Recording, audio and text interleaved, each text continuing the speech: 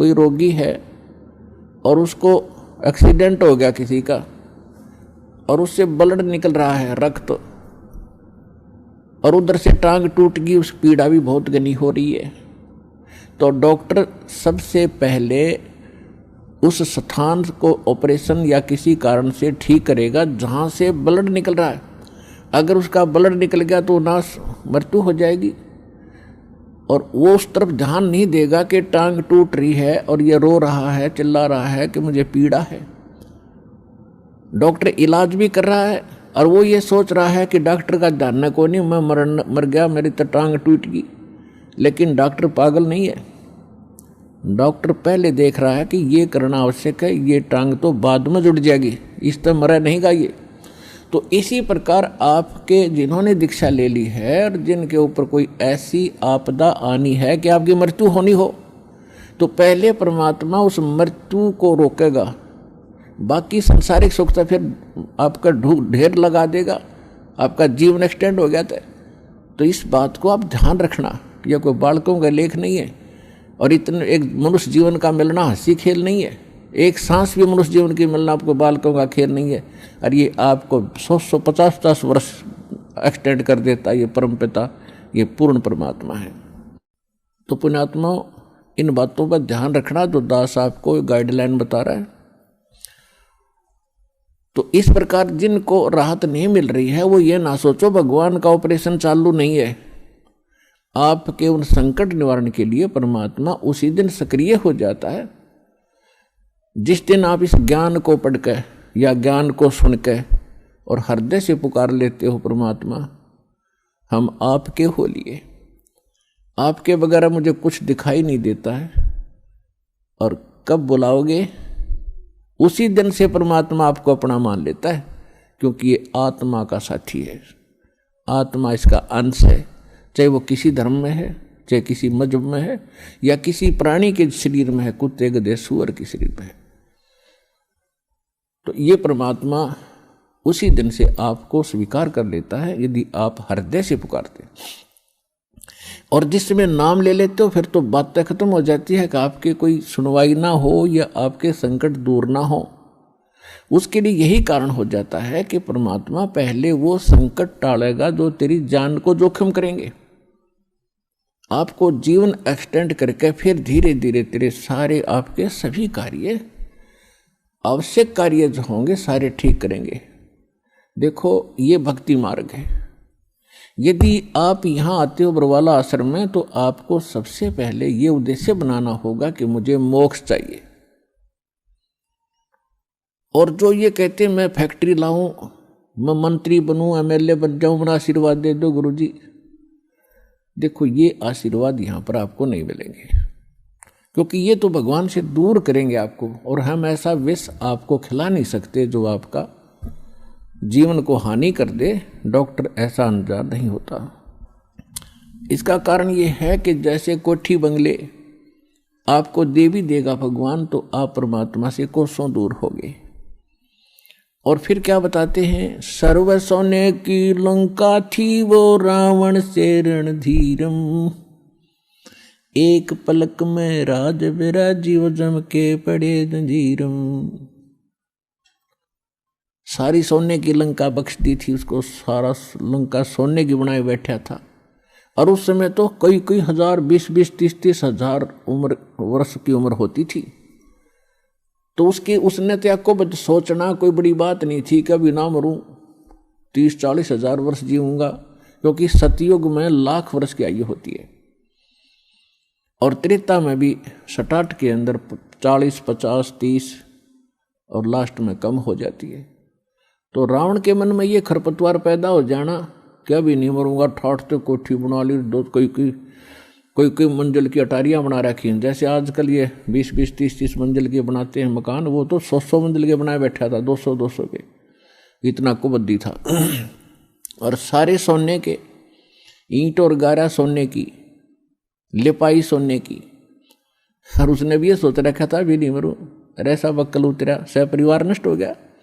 तो कहने का भाव ये है, परमात्मा कहते हैं कि क्या मांगो कुछ थिर न रहाई, ये देखत नैन चला जग जाई।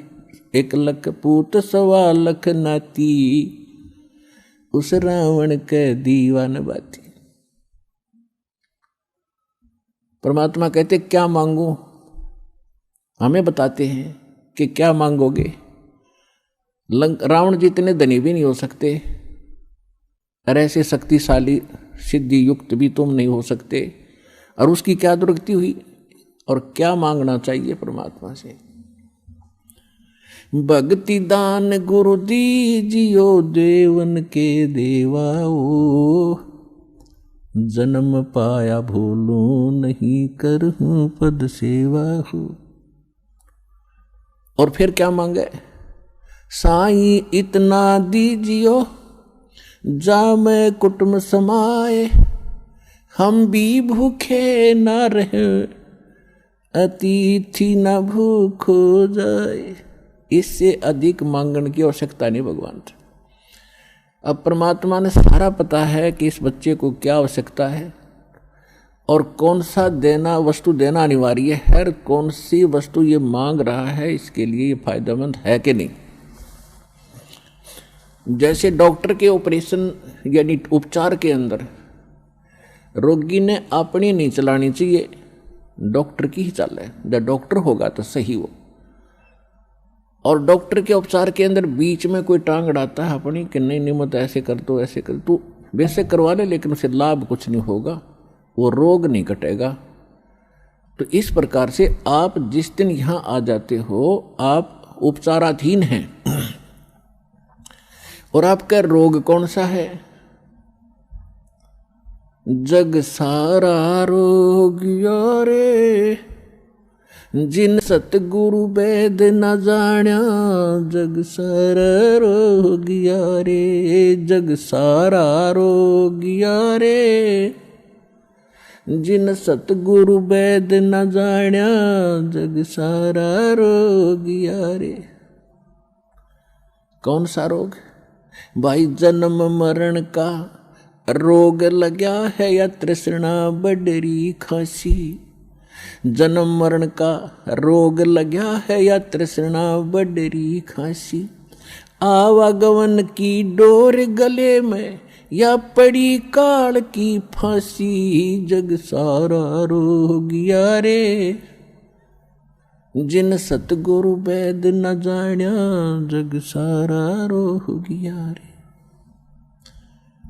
भाई देखा देखी गुरु शिष्य बन गे, किया ना तत्व विचारा, देखा देखी गुरु शिष्य बन गे, किया ना तत्व विचारा, गुरु शिष्य दोनों के सिर पे यू काल ठोके पंजारा, जग सारा रोग यारे, जिन सतगुरु वेद न जाण्या, जग सारा रोग यारे।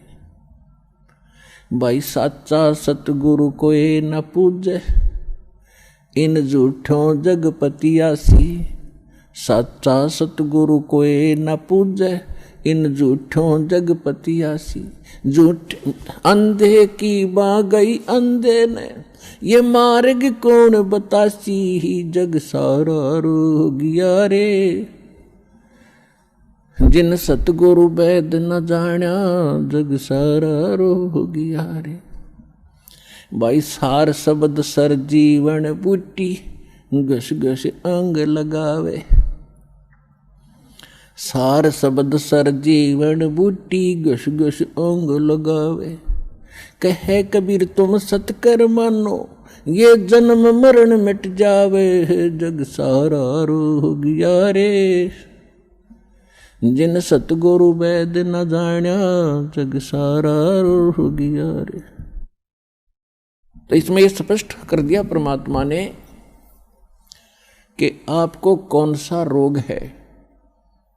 क्या बताया कि जन्म मरण का रोग लगा है, और यह तृष्णा बढ़ रही खांसी, और आवागमन की,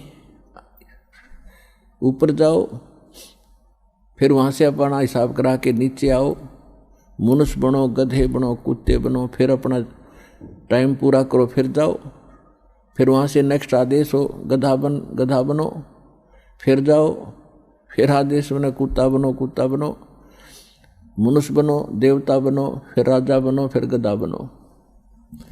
कहते ये आवागमन की डोर गले में या काल के कर्म की फांसी आपके लगी हुई है, और इसको केवल परमात्मा पूर्ण ब्रह्म सत्य पुरुष कबीर परमेश्वर के अतिरिक्त कोई ऐसा भगवान नहीं है, देव नहीं है जो इस रोग न काट सके।